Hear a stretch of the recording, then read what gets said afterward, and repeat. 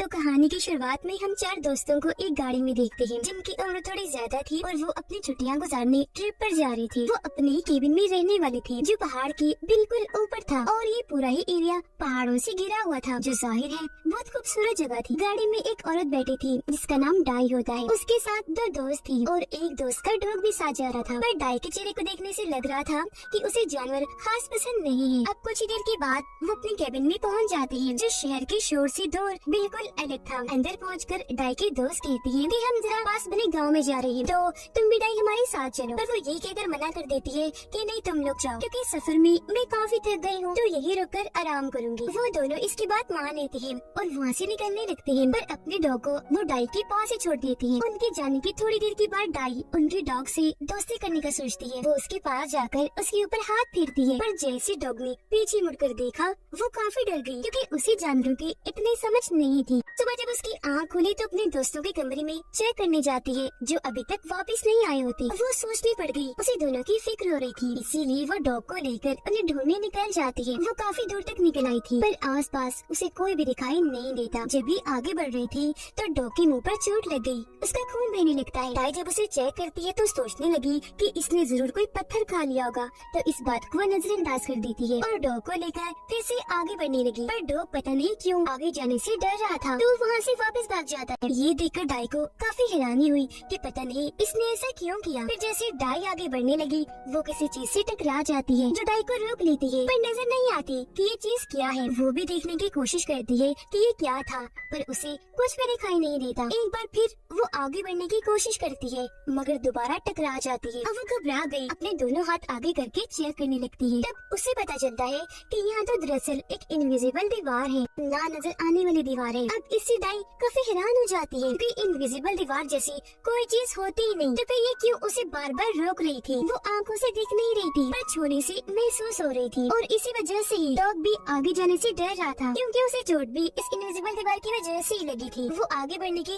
फिर से कोशिश करती है लेकिन उसकी सारी कोशिशें बेकार जाती हैं। वो उसे पार ही नहीं कर पा रही थी। ये देखकर डाई दूसरी तरफ जाने लगती है इस सोच के साथ कि शायद वहाँ कोई भी इनविजिबल दीवार ना हो। जब भी वहाँ पहुँचती है तो सामने एक फार्म को देखती है जिसमें एक बूढ़ा कपल था। उन्हें देखकर डाई को तसल्ली हुई, पर जैसे वो आगे बढ़ने लगी एक बार फिर किसी और इनविजिबल दीवार से टकरा जाती है। वो समझ गई थी कि इस तरह की दीवार इस पहाड़ की हर तरफ है। डाई अब इनविजिबल दीवार पर हाथ मारकर उस बूढ़े कपल को आवाज लगाती है, पर हैरत उन्हें कुछ भी सुनाई नहीं देता। फिर अचानक डाई चौंक गई क्योंकि उसी फार्म में गड़बड़ लग रही थी। वो दोनों को गौर से देखती है। उससे पता चला कि वो बूढ़ा कपल काफी देर से एक ही पोजीशन में रुका हुआ है। दोनों ने एक बार भी खुद को हल्का सा भी नहीं हिलाया। ऐसा लग रहा था जैसे उन दोनों के लिए वक्त जैसे रुक गया हो, क्योंकि उनके आसपास की हर चीज हिल रही थी सिवाय उन दोनों के। ये देखकर अब डाई को डर लगने लगा था। वो धीरे धीरे पीछे हटने लगी, पर फिर थक हारकर वो वापस अपने केबिन में आ गई। डर तो उसे लग ही रहा था पर फिर भी वो सो जाती है। रात को उसे बुरा सपना आया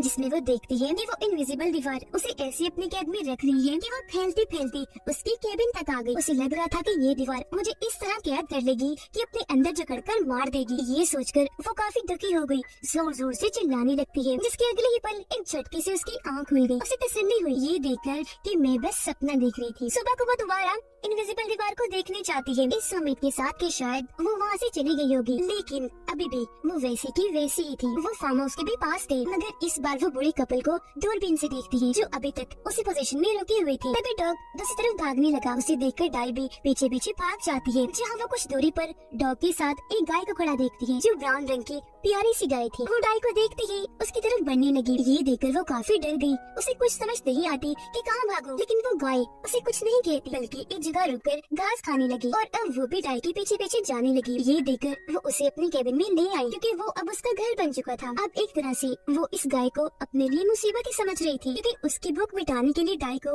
हर रोज उसके लिए घास लाना होगा। पर क्योंकि वो बेचारी भी अकेली थी तो गाय को भी वो अपने साथ ही रखने का फैसला करती है। वो गाय का दूध निकालने लगी। फिर गाय का दूध पीकर वो आज तो अपनी भूख मिटा लेती है, पर उसे इस बात की फिक्र हो रही थी कि धीरे धीरे खाना यहाँ पर खत्म हो रहा है। अगली सुबह जब डाई जागी तो उसे एक आइडिया आया। वो अपने दोस्त की गाड़ी के जरिए इस दीवार को पार करने का सोचती है। वो गाड़ी में बैठकर जोर से उसे दीवार से टकरा देती है, जिससे गाड़ी का अगला हिस्सा पूरी तरह तबाह हो जाता है और तो डाई के सर पर भी चोट लगी। लेकिन इससे इनविजिबल दीवार को कुछ नहीं हुआ, हल्की से खरोच भी नहीं आई उस पर। वो वैसी की वैसी रही। अब डाई को दीवार के उस पार एक गाड़ी खड़ी हुई दिखाई दी, पर इसका कोई फायदा नहीं नहीं था क्योंकि उसके अंदर भी कोई नहीं था।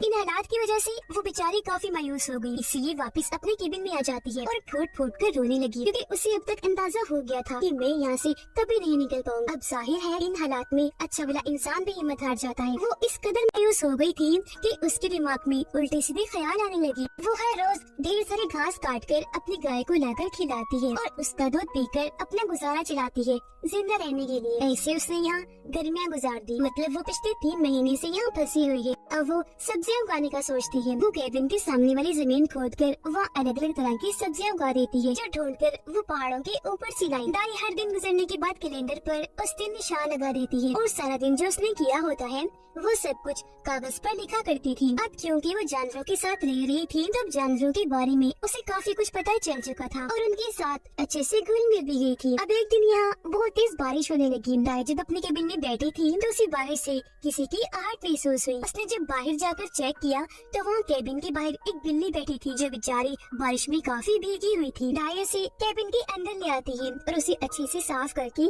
एक जगह पर बिठा देती है। वो बिल्ली भी इनकी तरह ही अकेली थी, इसलिए दाई उसे भी पालने का सोचती है। अब यहाँ एक किस्म की दाई की एक फैमिली बन गई थी। अब वक्त के साथ साथ वो शिकार करना भी सीख रही थी क्योंकि जाहिर है सब्जियों को उगने में अभी टाइम लगेगा। मगर शिकार करते हुए अक्सर उसे बहुत सारी मुसीबतों का सामना भी करना पड़ता था जिससे कि उसे चोटें लग जाया करती थी। पर वक्त गुजरने के साथ साथ वो इसमें काफी अच्छी होती जा रही थी। इस चीज में उसका साथ डॉग भी दिया करता था। अब एक दिन जब वो शिकार के लिए निकल रही थी तो उसकी नजर सामने खड़े ट्रक पर गई। उसे अक्सर आती जाती वो देखा करती थी, पर आज वो ट्रक काफी करीब खड़ा था जिसे देखकर उसके अंदर एक उम्मीद पैदा हुई कि शायद यहाँ मेरे अलावा कोई और भी है और मैं यहाँ से निकल सकती हूँ। मगर जैसे वो ट्रक के करीब जाने लगी फिर से उस इनविजिबल दीवार से टकरा जाती है जिससे उसकी सारी उम्मीदें वही टूट जाती है। वो मायूस होकर वापस आ ही रही थी कि तभी उसकी नजर अपनी पहाड़ी के पास बने घर पर गई। वो दूरबीन लेकर वहाँ देखने लगी, पर बदकिस्मती से वो घर भी खाली था, वहाँ भी कोई नहीं रहता था। लेकिन दाई इस घर के पास ही बैठ जाती है क्योंकि यहाँ का नजारा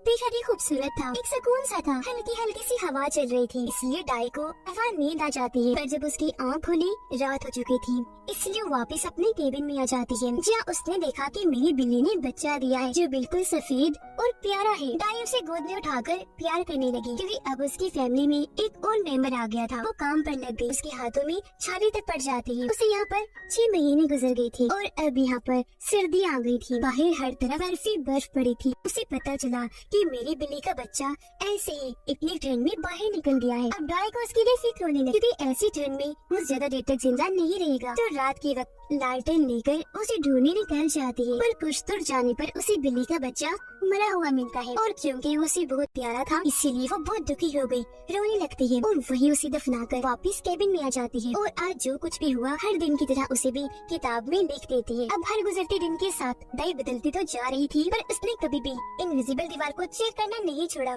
अगले दिन उसकी गाय का बच्चा होता है जो बिल्कुल अपनी माँ जैसे रंग का था और बहुत प्यारा भी। बिल्ली के बच्चे के मरने के बाद दाई की जिंदगी में जो कमी आई थी आज वो पूरी हो गई और अब यहाँ उसे रहते रहते पूरा 1 साल हो गया था। एक दिन जब वो बोर होने लगी तो अपने जानवरों को घुमाने पहाड़ी वाले घर के पास ले जाती है जो जगह उसे बहुत पसंद थी। तो आज से दाई यही रुकने का फैसला करती है। टाइम बहुत जल्दी गुजरता जा रहा था, गर्मियाँ भी निकल गई और अब फिर से पतझड़ का मौसम आ जाता है। ये दिन भी गुजर गए जिसके बाद अब यहाँ सर्दियाँ आने वाली थी और यहाँ दाई ने पहले अपने खाने और आग जलाने के लिए लकड़ियों का बंदोबस्त कर लिया था ताकि उसे या उसके जानवरों को इस बर्फीली ठंड में कोई दिक्कत ना हो। एक दिन जोरों की ठंडी हवा चली, दाई को बाहर किसी परिंदे की आवाज सुनाई दी। वो जब चेक करने बाहर गई तो पेड़ पर एक कौवे को देखती है जो वहाँ अकेला बैठा था और उसका रंग सफेद था। अब यहाँ दाई समझ जाती है कि बाकी कौवों ने इसका साथ इसके रंग की वजह से छुड़ा होगा, तो वो उसका अकेलापन समझ जाती है क्योंकि उससे बेहतर ये कौन जान सकता था कि अकेला रहना कितना तकलीफदेह है। वो उस कौवे को भी अपने साथ शामिल कर लेती है और उससे खाना डालती है। ऐसे वक्त गुजरता गया और फिर से 1 साल बीत जाता है। एक दिन फिर से दाई अपना वक्त गुजारने के लिए अपने जानवरों को लेकर पहाड़ी वाले घर के पास जाती है, पर हमेशा की तरह इस बार उसे वहाँ अच्छा नहीं लगता। अब दाई अपनी इस कैद भरी जिंदगी से उकता चुकी थी। यही वजह है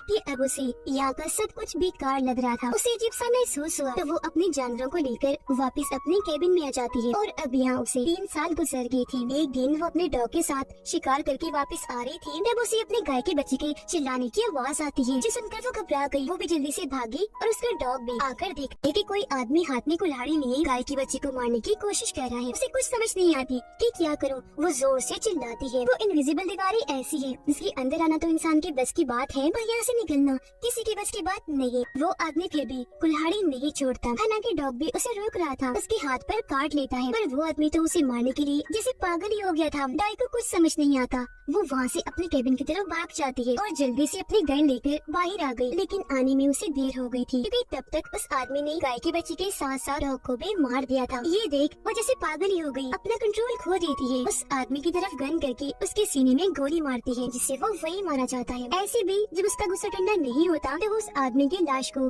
बाहर से नीचे फेंक देती है और रोती रोती गाय के बच्चे और डॉग को वहीं पर दफना देती है। वो दुखी होकर एक जगह बैठ गई, क्योंकि अब उसकी फैमिली में सिर्फ उसकी बड़ी गाय ही बची थी। वो अपनी गाय को लेकर वापस कैबिन में आ गई और अपने दुखों को उस किताब की आखिरी कागज पर लिखकर इस किताब को पूरा कर देती है। अब इस कहानी के जरिए हमें बताया गया है कि इंसान की जिंदगी ऐसी ही है। इंसान को अपनी मुश्किलात की वजह से ये सोचना नहीं चाहिए कि जिंदगी कब दी एंड हो रही है। वो ये सोचे कि मेरी जिंदगी खत्म हो ही जाए तो अच्छा है, बल्कि ये जिंदगी जैसी भी है इंसान को खुशी खुशी गुजारनी चाहिए, क्योंकि तभी आप सुकून से रह पाएंगे। लेकिन जो जिंदगी का सफर है, असल सीख तो इंसान को उसमें ही मिलती है। इसी मैसेज के साथ ही